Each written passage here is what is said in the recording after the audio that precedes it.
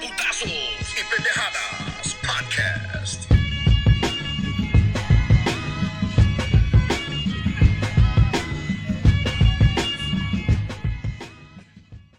Hello, everyone. Thank you for joining us. I am Mark Salinas. With me, as always, is Diamond Dave.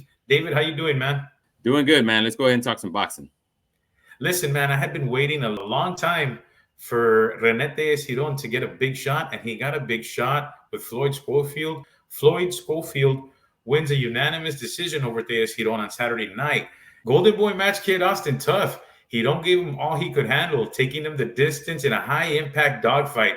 Now people are saying Kid Austin has no business with a Shakur or a Tank after this performance. Was it Kid Austin's bad performance, David, or was Giron just that good? Look, I don't get the criticism Kid Austin is getting right now. Can we acknowledge Tejas Giron is a tough out for many fighters? Like, he's a dangerous guy in the 130-pound, 135-pound weight divisions. If Tejas Giron could fight at 130, maybe even 126, he'd be a serious threat to any champion. But we know that the man could take a punch. We know he's there with ganas. He's going to give it all he has to win a fight.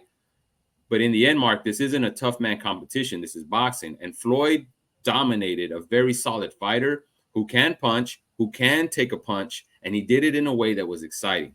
He got into exchanges with Tejas Giron when he didn't have to. He mixed it up from the beginning of the fight until the very end.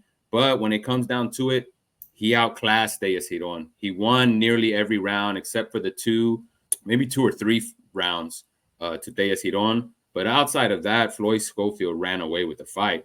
So in talking about Shakur Stevenson being critical of Floyd Schofield, Mark, I would 100% watch a Floyd Schofield fight over a Shakur Stevenson fight any day. Kid Austin is the type of fighter that I would pay money to see. The young man comes to fight even when he was in trouble versus Giron. He still went toe-to-toe. And I got one more thing to say about your boy, Oscar De La Hoya, man. What's up with your boy, dude? In the post-fight interview, he gave Kid Austin a C-. Did you hear that? Did you see that part? Yeah, he gave him a C-. Oscar's hard on guys. He wants everybody to be as great as he was, and that's really hard. Yeah, I get that, Mark. But as a promoter, why would you contradict your fighter after a performance like that? Like, Kid Austin said he wanted the top names at 135, and Oscar comes on the mic and he starts saying, hey, you need to slow down. Like, you're making the guy look bad, man. Like, it seems like you don't believe in him, right? He just went 12 rounds. He made it as entertaining as a one-sided fight could be.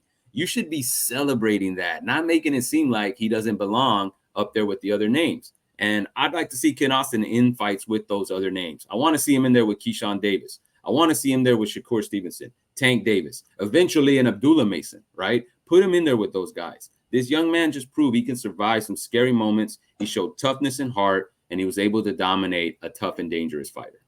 Giron showed a great chin. He had a game plan. He stuck with it.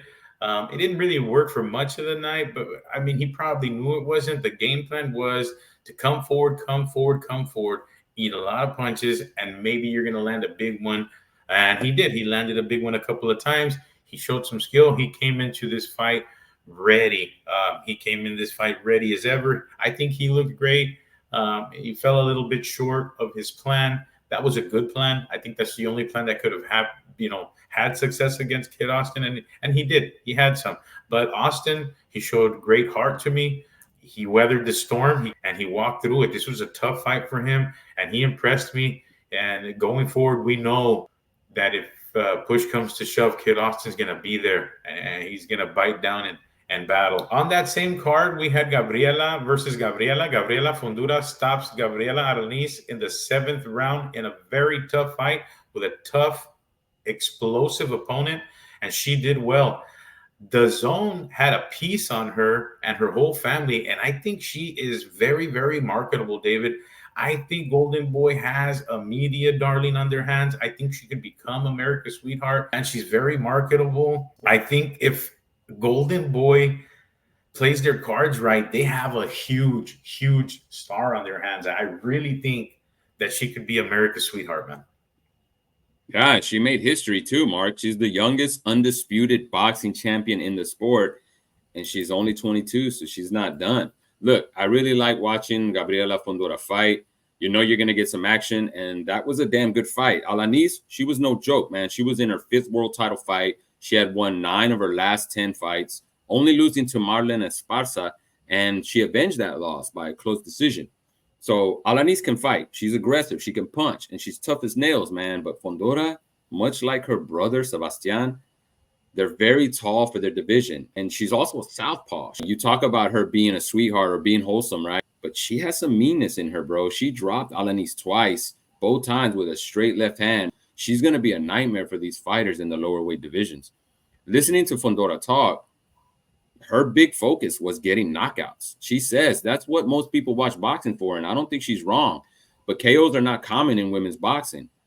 Fundora wants to change that, and she's walking the walk. She stopped 3 of her last 4 opponents. So if you're not into women's boxing, if you think it's too boring because women fights always go to decision, do yourself a favor. Watch Gabi Fundora fight. She's going to give you your money's worth.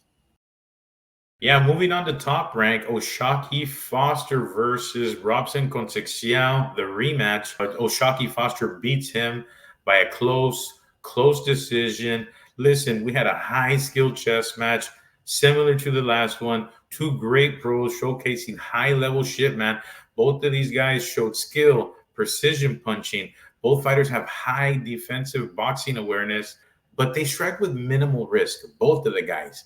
Now, last time, I think Foster struck a lot more, so I think he won that one, but we went Conceicao's side. On this one, it was way more even. I don't know who won. I thought it was going to be a draw. Foster takes the close decision. I'm not mad at that since I think he got hosed on the first one. But I'd like to see the third one, man. These guys, it's to some people, this fight may be boring, but these guys' skill level is so high. To me, I'm glued to the TV. Yes, it could be a little bit more exciting on the next one, which we have to have because I want to see a definitive winner. And we don't have one yet. And I enjoy these guys, man. But in the next one, I think one of them is going to have to take more risks and change their style for one of them to come out victorious. I'm not done with this one. I'm not satisfied. I need to see the third one, the trilogy, and I need somebody to take it, man. What do you think, David?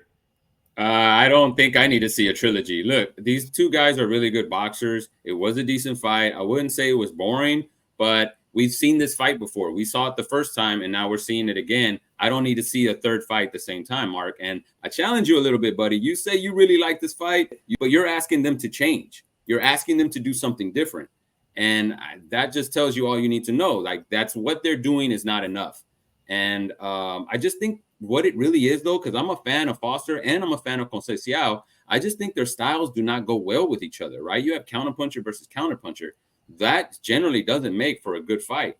I just think they should go their separate ways for right now. Look for other opponents. Maybe they can revisit this fight in the future because you're right. There does need to be some closure. I just don't think it needs to happen right away. I've seen all I need to see of these 2 guys versus each other for right now. I'd like to see them versus some other opponents.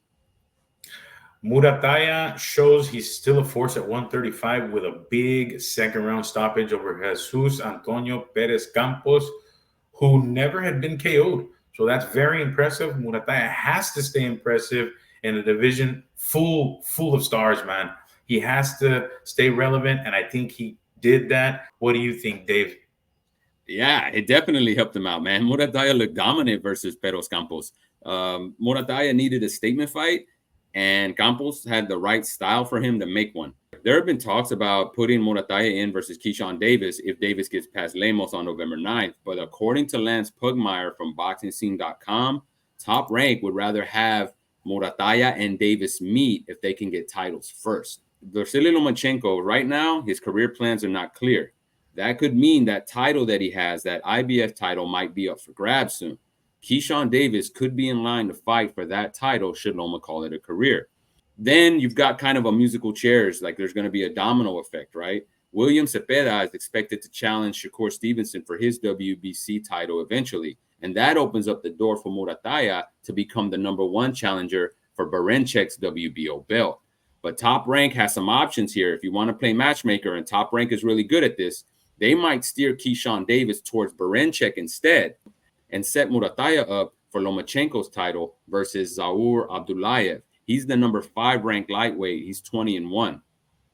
And that move makes more sense, Mark, because Morataya's last opponent, Perez Campos, he has a very similar style to Abdullayev. And we saw how Morataya did versus Campos. 135 has a lot of potential for good matchups and big fights. It looks like this generation of lightweights are ready and willing to fight each other, not just outside of the ring, but inside of the ring as well. Ladies and gentlemen, that's it for our show. Keep dropping them likes, leave them comments, and help us get to our goal of 1,000. We're almost there. We will see you on the next one.